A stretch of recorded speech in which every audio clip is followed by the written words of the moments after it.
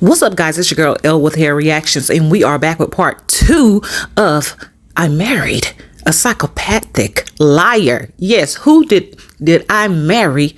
The TikTok drama by Reesa Teesa on TikTok. She's letting it loose and she got a story to tell. Now, in this second part, guys, we're going to hear about when she, more information about when she lost the baby, plus him out here talking about basically fronting on buying her a car. Y'all, this dude, and this all happened in the Atlanta area. And if you lived in the Atlanta area, I have lived in the Atlanta area. This story is dramatic, but it is so believable. It happens every day. All right, y'all, let's get into part 2 of her story. Check her out on TikTok. Support her on TikTok. But yeah, if you want to stick around on YouTube, let's get into it. Let's go, girl. Okay, so this is part 6 of Who the Fuck Did I Marry? So, where we left off. So, obviously, my doctor had called and told me there was no heartbeat, the pregnancy was not viable at that point, and I was cramping and spotting at work. Went into my best friend's office and immediately started crying. She was like, "What's going on?" And I said, I told her what the doctor said, and she grabbed her keys, grabbed her purse, and was like, "Let's go, I'm taking you home." On my way home, I called my boyfriend and told him what the doctor said, and he was like, "I'll meet you at home." So he was coming from Duluth, went straight home. And so about 24, 48 hours later, I had a doctor's appointment. And my doctor gave me 3 options. First option, let everything happen naturally. Your body will expel the fetus on its own. Second option, you can take a pill which will induce expelling the fetus at home. The pill basically will cause you to contract and expel. The third option was to go into the hospital and do a D&C. I did not want to do a D&C because I did not want to be in a hospital with COVID going on. And for whatever reason, I did not do the option of let it happen naturally. So I chose to do the pill. His birthday was June 17th. My ex's birthday was June 17th. So the decision was made, we're going to celebrate his birthday that day, go out to eat. And then that night I would take the pill because we both were off from work the next 2 or 3 days. So went out to eat to try to celebrate as best we could, and then took the pill that night. That night was the most traumatic, excruciating pain I've ever put my body through. I do not recommend any woman, if prayerfully you don't have to go through that, but I don't recommend taking that pill. If you don't have to, don't do it. I spent the whole night in the bathroom just crying in so much pain. They gave me a narcotic. I couldn't take it because I found out I was allergic to it, so it was causing me to like projectile vomiting. It was a mess. So, and he was right there. You know, he was scared that he needed to take me to the ER. But in the morning, the pain kind of subsided. So about 72 hours later, I had another doctor's appointment where the purpose of this appointment was to do an ultrasound to see if everything had passed. Everything did not pass. So because of that, my doctor was like, we're going to have to do a D&C. My D&C was scheduled for the first week of July. My boyfriend, my ex, was going to take me. That was always the plan.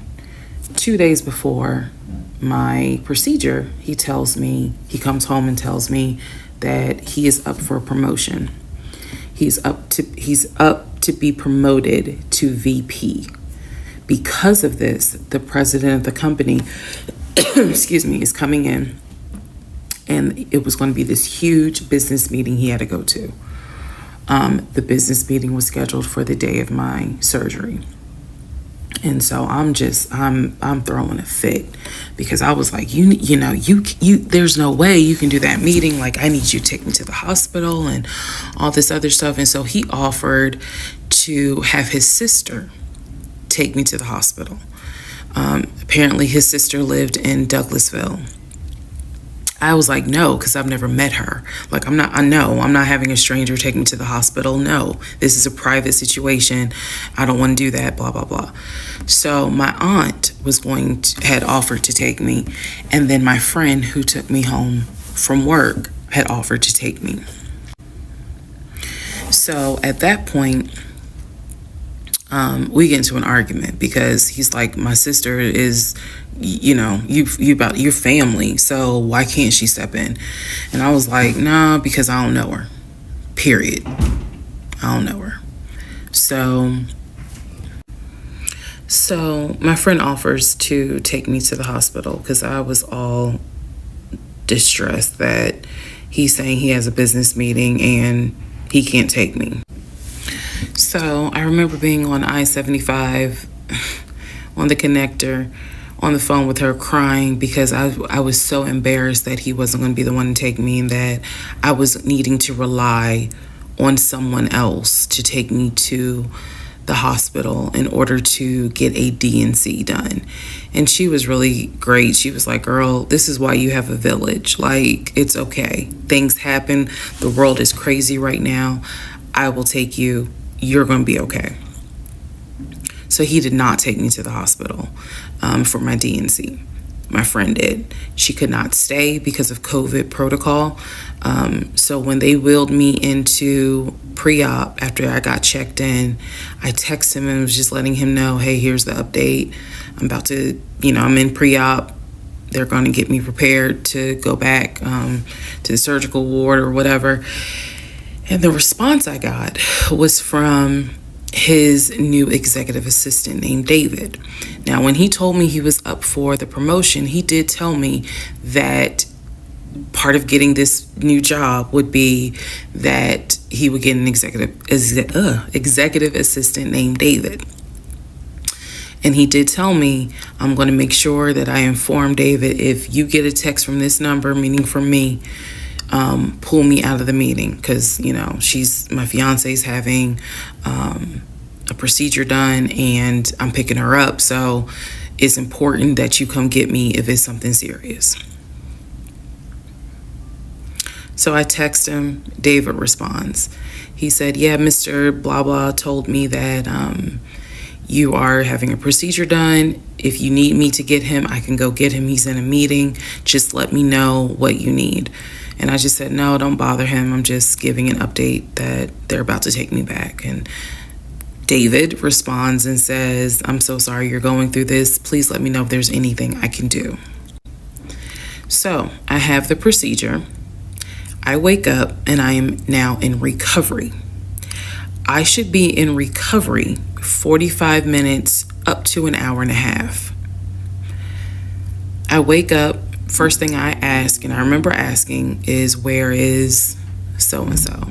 The nurse who was so sweet, she was like, everything went well. You're doing great. She said, we spoke to your fiance. He's on his way. So I said, okay, I kind of dozed back out, but I could still hear everything that was going on. I just could not keep my eyes open to save my life. So I hear her talk to the other nurse, and that's when she said, Dr. So-and-so called her fiance, and his executive assistant picked up. And the executive assistant said that he was in a business meeting and that, you could relay to him what you need to say, and he'll tell the fiance. And my doctor was like, hell no, HIPAA, I need to speak to him. So apparently my fiance called the doctor back about 30 minutes later, and the doctor informed him she'll be ready to be discharged in about an hour. You can make your way and come pick her up. He said he was on his way. He was on his way from Duluth to Atlanta, which is not a huge distance, but the time of day, one thing about Atlanta, there's always traffic. So he should have been there within the hour. I should have only been in recovery an hour and a half. Let's go to the next part.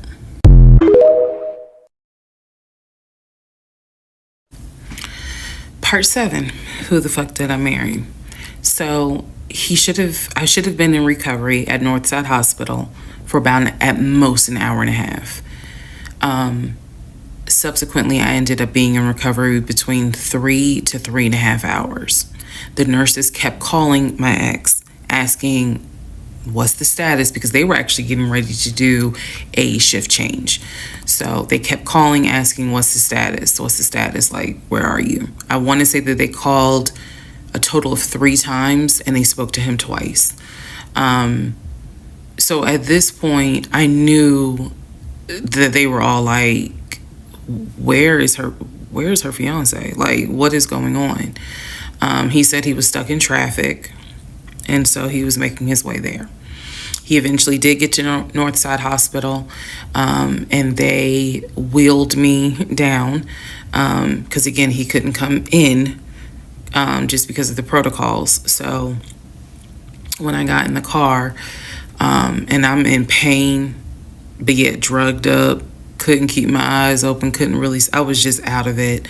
But I remember him calling my aunt and my mother and letting them know, I picked her up, we're on the way home, let me get her settled, and then I'll give you guys an update. I remember that. What I did not know was that he had texted my aunt and my mom and asked them to not bother me for like a week. Like, just please don't reach out to her. Let her just rest. I am from New Jersey. I am from an African American family. You don't tell my black mama or my black aunt that, please don't bother her for a week. I didn't know this at the time, but I'm just interjecting that part. I'm trying to stay in the timeline, but he did apparently do that, and my aunt was like, "Well, I will fuck you up."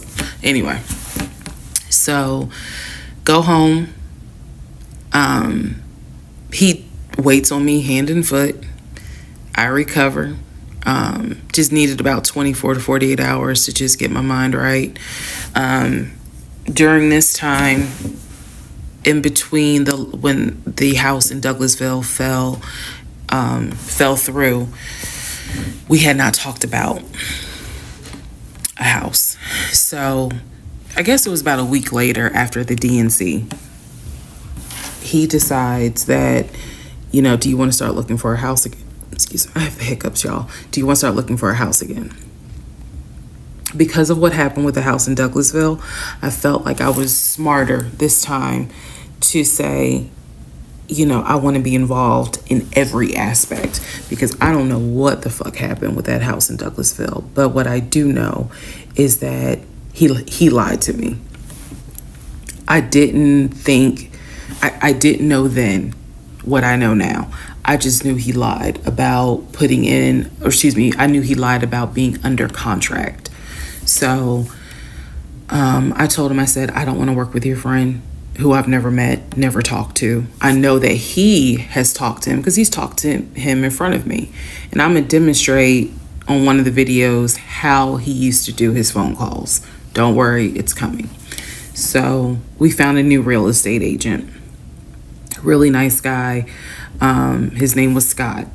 I am using his real name. Really nice guy. And we told him what the budget was.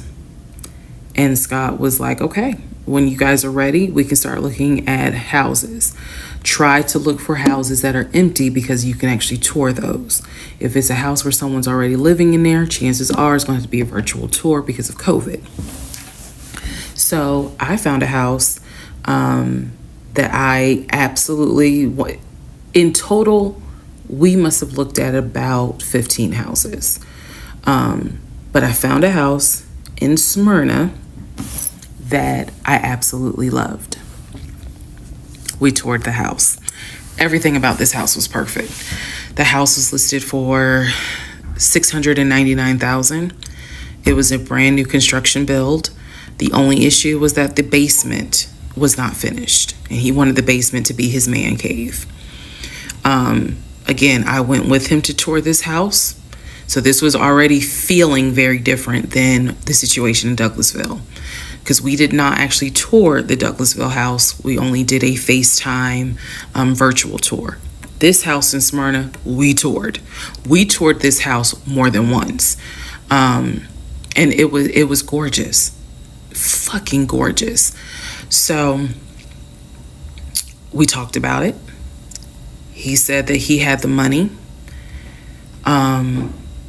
Again, the price was $699. He said he felt comfortable putting in an all cash offer. If you remember on the videos before, he told me he had money in his savings from when he played football. So when he said an all cash offer, even I knew, you got that kind of money? Like, where you can cut a cashier's check for $699,000? And he told me he did. He had money in savings from when he played football, and he was very comfortable paying all cash for this home. So the real estate agent, Scott, sent over the paperwork. The paperwork was sent in both of our names. It was sent to my email. That was another thing that I changed after Douglasville. Everything gets sent to me, and then I will be sure that he signs it. So he sent it to me. I looked over the offer. We were going to put in an all cash full price offer with a request to have the basement finished. Also, we were requesting for the seller to give us an answer within 24 hours. We were requesting a quick closing. These are just some of the things I remember. I remember 24 hours, like I didn't want to wait on y'all think about it. 24 hours, let us know if you're accepting the offer or not. And then also a quick closing, because it was a new construction. So we didn't have to wait for the current tenant to move out. We didn't have to do that. So I watched in our bedroom as he pulled it up, because it was a electronic document. He signed his name to the offer for $699,000 cash. He requested again, the seller let us know in 24 hours if they were accepting the offer. So we submitted the offer at around 6 p.m. We were requesting that by 6 p.m. the next day, they let us know if the offer was accepted or not. I watched him sign the offer. I sent the offer back to Scott from my email. All parties had signed. Scott texted us and said, I got it. I'm submitting it. I will let you know what they say. Let's go into part 7. Sorry. Let's go into part 8. Good grief, this is getting long.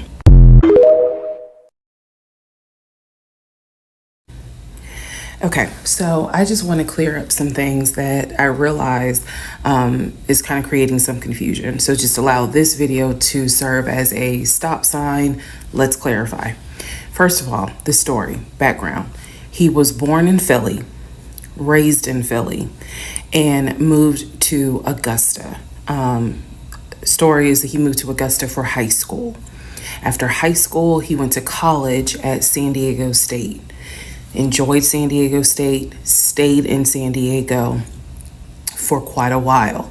Got married out in California, had a house in California, played arena football out in California, but his family was back here in Augusta, Georgia. He still had a lot of family up in Philly, but for the most part, he had a sister in Augusta, he had a sister in Douglasville, he had a brother in Baltimore, he had another brother in Philly, and he had a brother in Nashville. So I just want to clarify that in terms of not the demographics, but the geography. Born in Philly, came to Augusta for high school, went to San Diego State for college, played football, stayed in San Diego, stayed at San Diego, got married out there, but still had quite a bit of family here in here in Georgia. He also had a sister, I think I said, who lived in Douglasville. I have physically met his aunt who lived in Augusta. I've met his brother who lives in Augusta. I have spoken on FaceTime with a brother who lives in Baltimore. And then I will demonstrate how he used to talk to the brother that lives in Philly. That's coming up. You haven't missed that. In terms of the proposal, you did not miss the story of the proposal. I simply didn't want to share it because it was embarrassing. Basically, he gave me 3 ring options. We went to a jeweler at the Mall of Georgia. He had me pick out 3 rings. I told him which one I liked the most because I knew it wasn't a romantic proposal at all. I knew which ring I liked the most. I told him which one. He basically said, when I'm ready, I'll give you the ring and I'll propose. Fast forward about, I guess it was summer, because I was actually pregnant when the ring came. We were sitting at the dinner table. He took the ring box out of his pocket, slammed it on the dinner table, and I was like, what is this? He was like, open it. I opened it. Inside was the ring that I had wanted, that I had chosen at the jeweler. And he was like, all right, so this means that you're going to be my wife. I was pregnant. So, again, when I asked y'all to give me grace, it's because there are certain things that's just like, girl, what was you thinking? Trust me. There's no excuse. So there was never a, will you marry me? It was more of a, we're living together, we're having a baby together, we need to get married, because the backstory also was that his dad was a retired police officer, but at one point his father was a pastor. So he could quote the Bible like nobody's business, as we all know. So can Lucifer. But anyway, he could quote the Bible like no one's business. And so that's how we ended up engaged. And I was wearing a ring. I will find a picture and I will try to post it. But I was wearing the ring. Don't worry, there's more to that story as well. So just wanted to clarify some things for the people who were like, wasn't it weird that he had a sister who lived close, but he's from Philly? So I just wanted to definitely bring clarity to what he told me was the backstory. Born in Philly, came to Augusta for high school, went to California for college, played football at San Diego State, played football and arena football, worked at Apple, and then joined the condiment company in California, who then transferred him back to Georgia. He was married in California, and he told me he got divorced in California. That is important as well. That will come up again later. And so the ex-wife, at this point in time, at the time that I'm telling you, part 7, which is the last video I just posted, the ex-wife lived in California with her 2 kids, his 2 stepkids. The 2 stepkids were 17 and 20 or 21, but they were that age group. And he was saying that he was very close with them, so he wanted to keep a tight relationship with them. And he talked to them, if not every day, every other day. When I say, when I say this, I need y'all to understand. When I say that he talked to someone, it means that he was on the phone in front of me talking to the person. I hope that, because I will touch back on this. He was on the phone in front of me talking to the person. So he talked to his siblings every day. He talked to his aunt almost every day. He talked to his family the way I talk to my family almost every day. And again, I will demonstrate how he used to do the phone calls. I will also demonstrate how he used to do the work phone calls, because he called me every single day from work. And he would talk to people while he was on the phone with me. And I could hear people in the background. But that's a whole nother part. So again, buckle your seats. I promise I'm reading your comments, I'm reading your questions, but I wanted to bring this video just to clarify some stuff. Hopefully this helps. And honestly, I know people are fascinated by this, but more than anything, I hope that there's a woman watching this and she's saying to herself, okay, it's time for me to ask some questions. That's my hope.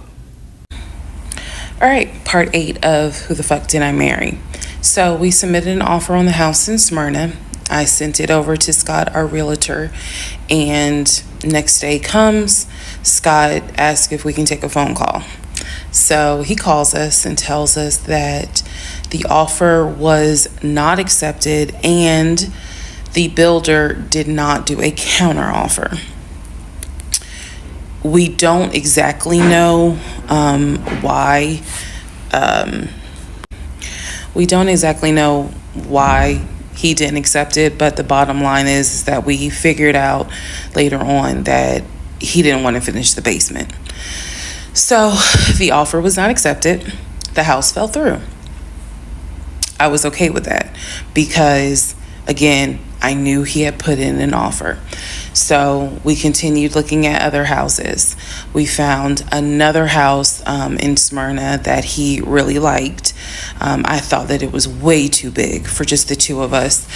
And so the price of this home was much higher than the $750,000 that Chase had approved for the mortgage.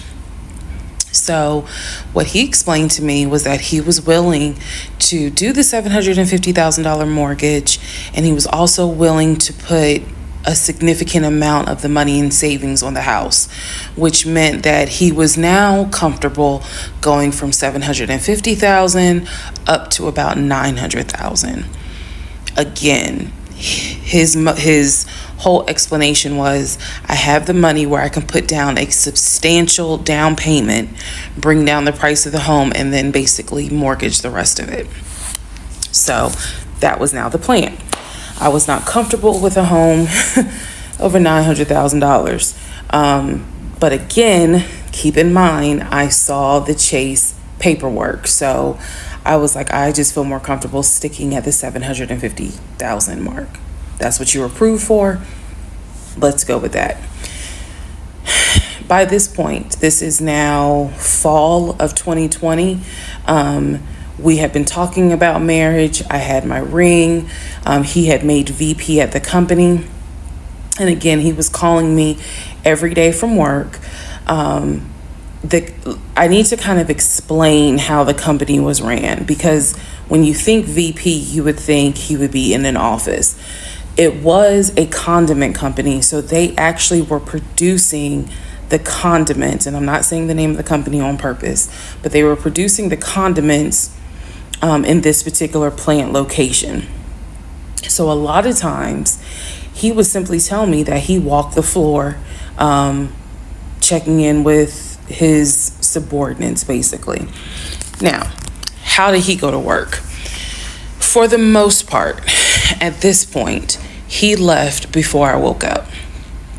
However, pretty much he wore dress pants, kind of like a dark navy blue cargo pant. And he had a polo shirt with the company logo on it.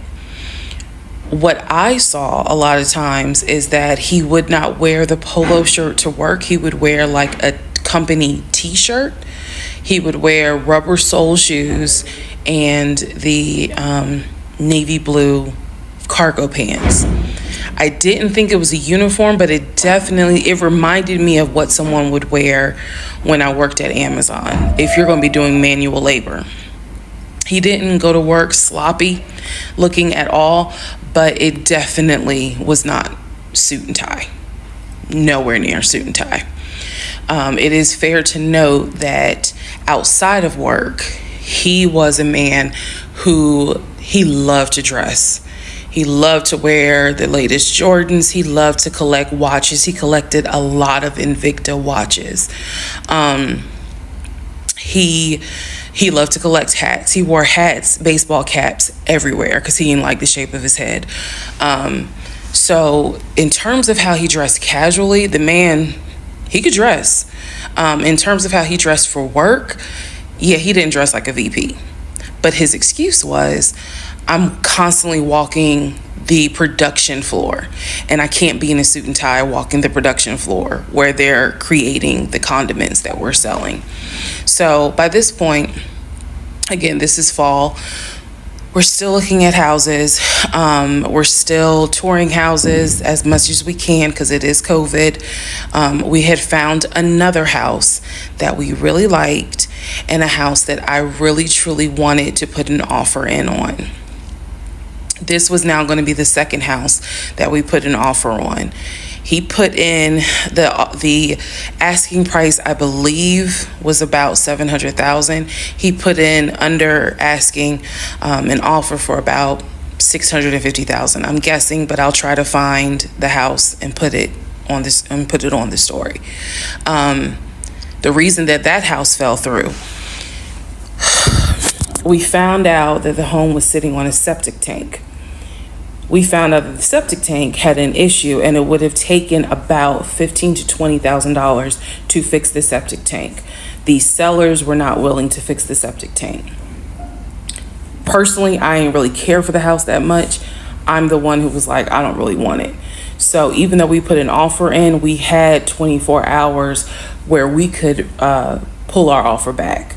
And so we did. Once we found out, I believe it was in the disclosure. And if you're a realtor, please feel free to tell me if I'm using the wrong terminology. But I believe it was in the disclosure that they told us the septic tank needs to be replaced. That's when I was like, nah, I don't want that house. So we pulled out. The house fell through. And so I was fine with it because, again, I was heavily involved. I saw him sign the offer. I knew every step of what was going on.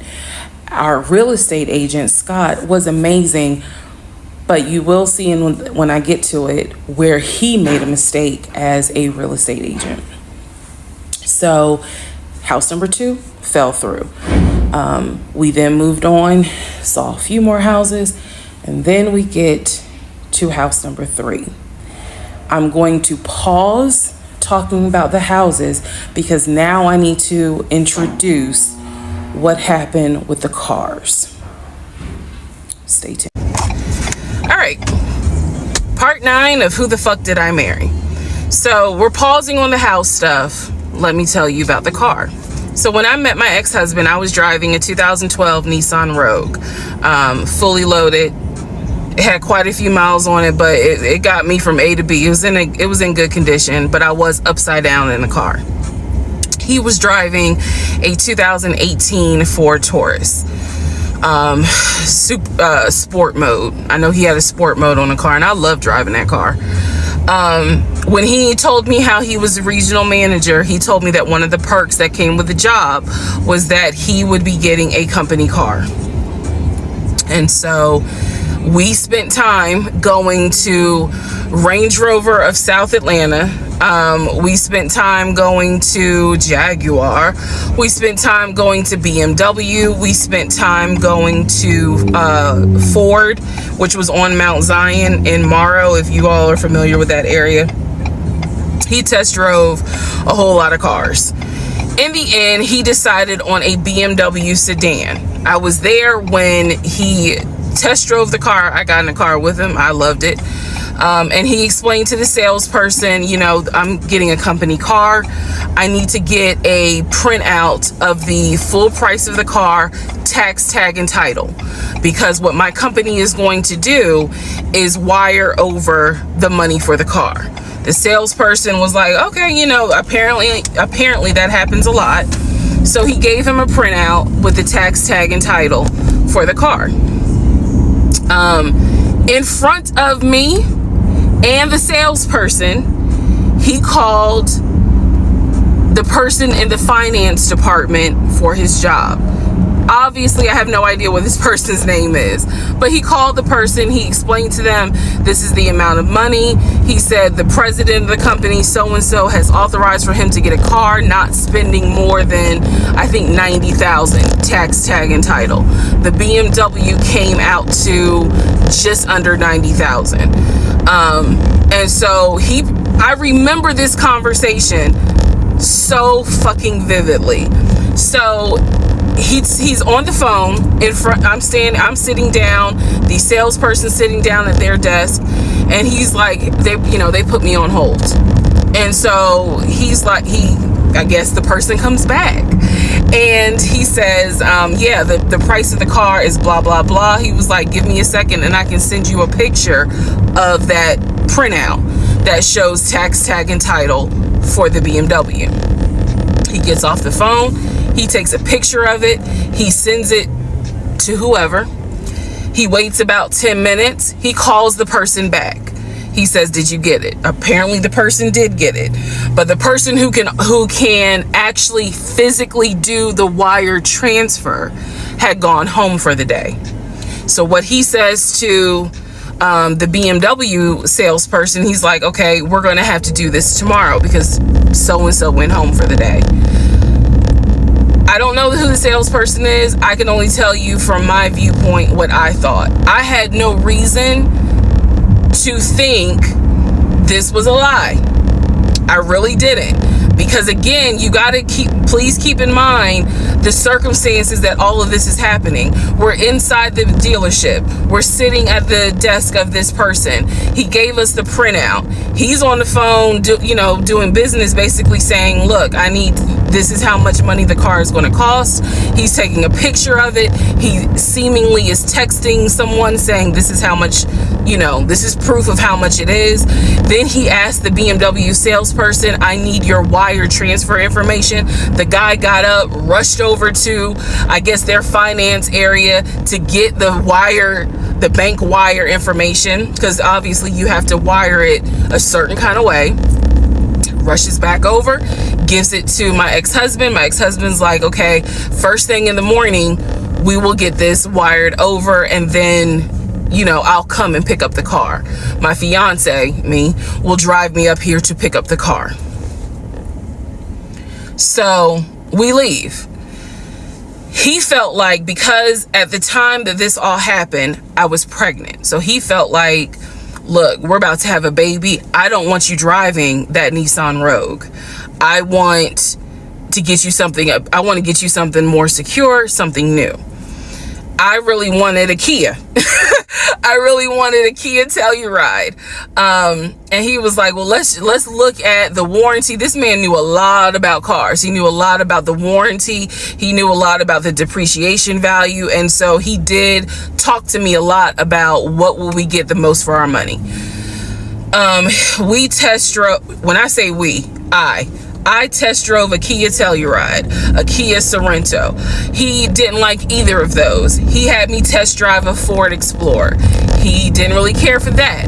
Then came time where he really wanted me to get a BMW. He really wanted me to get a BMW X5. So he took me to Global BMW Imports, which, if you know anything about Atlanta, it's off of Cobb Parkway, but you can see it off the highway. I believe 285 is where you can see the Global Imports BMW dealership. He took me there. He had me test drive an X5, an X6. He also had me test drive I think I'm gonna get the numbers wrong, a 525, which was a sedan. I did not like that. I wanted an SUV. I loved driving the BMW. He also had me drive an M-Series, test drive an M-Series. So he was very adamant that I should get a BMW. The reason being is because, according to him, he had a BMW in California when he lived in San Diego. He had a BMW that he loved. It was a white BMW. He showed me pictures of the BMW. So he showed me pictures of this white BMW that he had, And unfortunately, the car got totaled about 2 months before he moved to Georgia. So he had received money, not a lot, but some money to get another car, and he used it to get the Ford Taurus because he was like, I just need a car that's going to get me from A to B until I get into a house and I'm much more settled. For him, he was like, I'm really giving myself 60 days to get settled here in Georgia after moving from California. But then he met me. Again, that's the story. So he had me test drive the BMW. So much so, I loved the BMW. Loved it. I wanted a dark blue BMW with cognac interior. I wanted an X5 and I wanted an M Series. So I can clearly tell y'all that's exactly the car I wanted. We were online looking for that particular car because not every dealership had it. I was okay with a black BMW if needed. But I really wanted dark blue and I really wanted that cognac colored interior. So he felt like, I want you to consider all of a sudden an Audi Q8. Let's just see how you like it. If you don't really like it, then we will go back to the BMW. I cannot tell you why he switched up. I can't. But I can tell you he took me to an Audi dealership on Peachtree Industrial. He test drove an Audi and I test drove an Audi Q8. I loved the Q8. Loved it. But I was tired of test driving cars. By this point, I had test driven so many cars. Our weekends were spent either looking at a house or test driving cars. And I was picky, I will admit that. So he had me test drive the Q8. I really liked it. I finally just told him, look, I'm good with either the BMW or the Audi, because I'm tired of test driving cars. He told my family he was buying me a new car because, keep in mind, let me let y'all know, he had met my family initially on Zoom because, again, we were locked down. He had met my family. He also had met my family in person because at this point it was like, look, if you're not showing any symptoms, maybe we can do family dinner. And so we had. So he had met my family in person. And now we will go ahead and move towards part 10 of this series.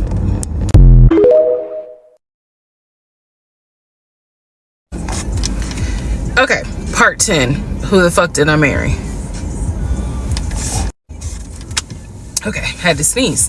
All right, so at this point, I had test driven all these cars. Kias, hell, he even had me test drive a Nissan Murano, but the main two were BMW and an Audi. He had told my grandfather he was getting me a car.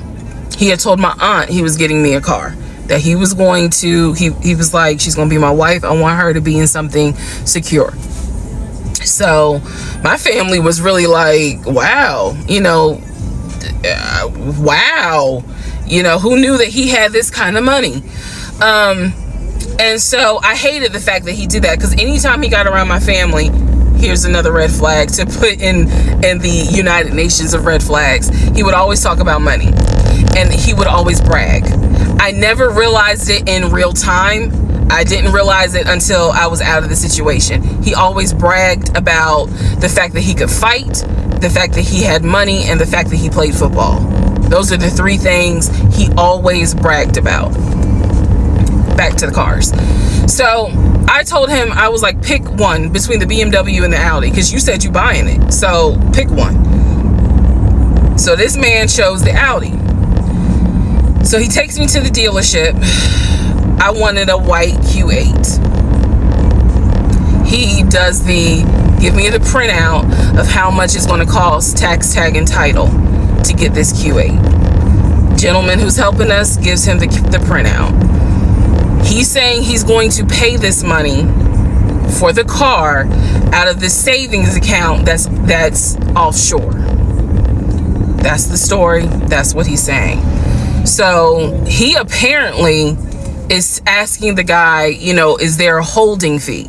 Can I pay a holding fee to secure this car while I'm working to get the money transferred, because obviously with COVID, it's going to take long for the banks to transfer the money. Side note, I need everyone to understand, one of the reasons why he was able to get away with the stuff he got away with is because we were on lockdown. It's crazy because it's now 2024, but I don't know, do we all remember how it seemed like a lot of stuff stopped in 2020? Now, keep in mind, that's not an excuse I'm making, because shit still got done. But in terms of business as usual just was not happening in 2020 at this time.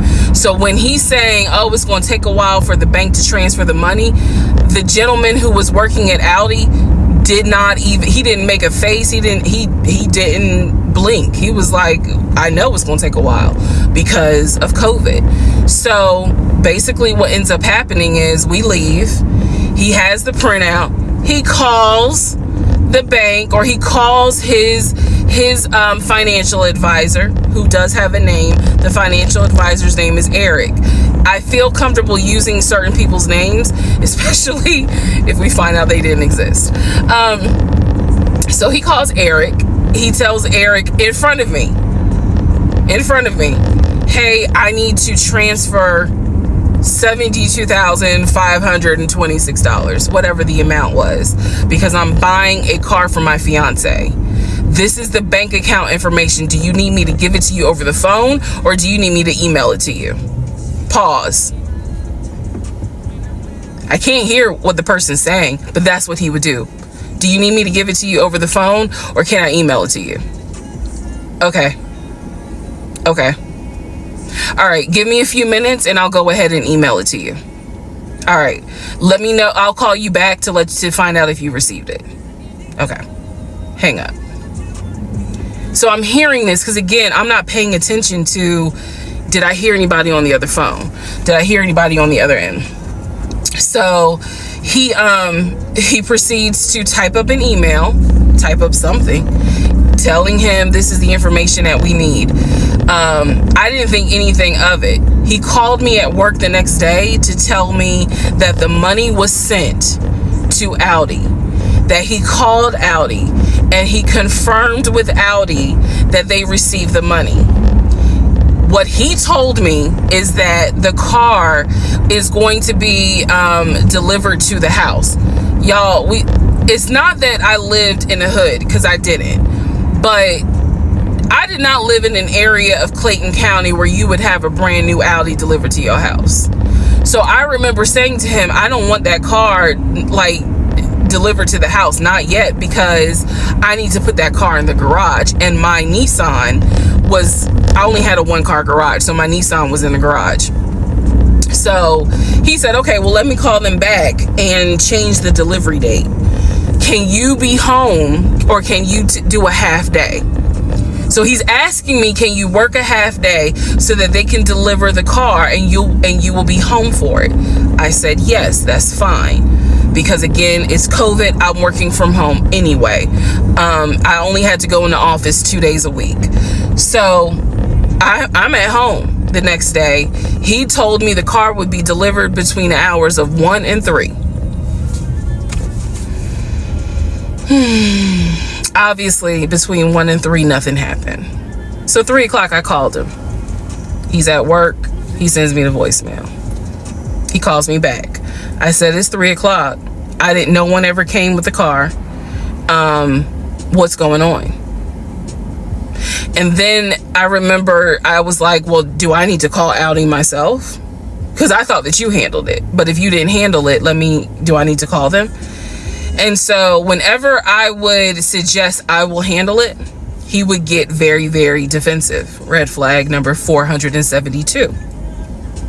So he was like, no, I will call Audi. Don't do anything. I'll call Audi and find out what's going on. Okay. So I'm at home chilling, cooking dinner, normal night.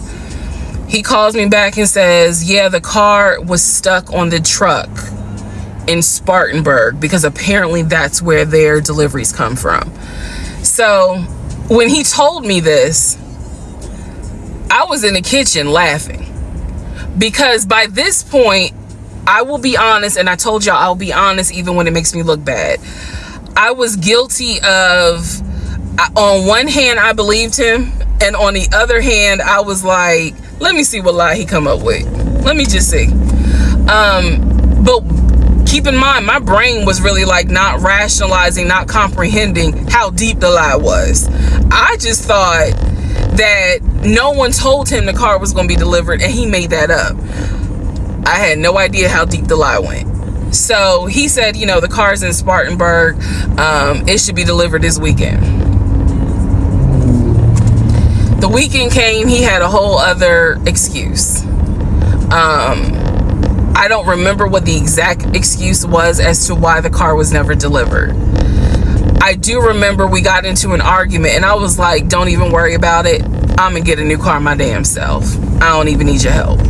Which is probably one of the worst things you can tell a narcissist, because they love to be the hero, you know, it's all about them. But I was like, don't even worry about it. I'll get, when I have the money to get a car myself, I'll do it. I don't want to hear anything else about a new car. I don't want to hear shit else about a car. Because at this point, I was spending way too much time trying to figure out, are we getting a car? Are we getting a house? Like, what the fuck is going on? Always there was an excuse. So when I told him I don't want to hear anything else about a car, and I am not going to a dealership to test drive another car, that ended that whole discussion right there.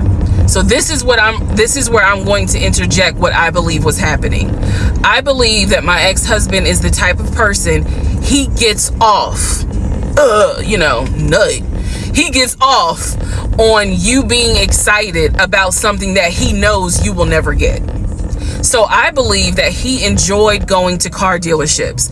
He enjoyed watching me test drive a car and get excited about it, knowing I was not going to get it. It is the level of cruelty. And again, I'm telling y'all stuff that I found out way later on. It is the level of cruelty that I still cannot comprehend. So the whole issue about the BMW and the Audi, I think he just enjoyed seeing me get excited and then pull it away. Part 11 coming up.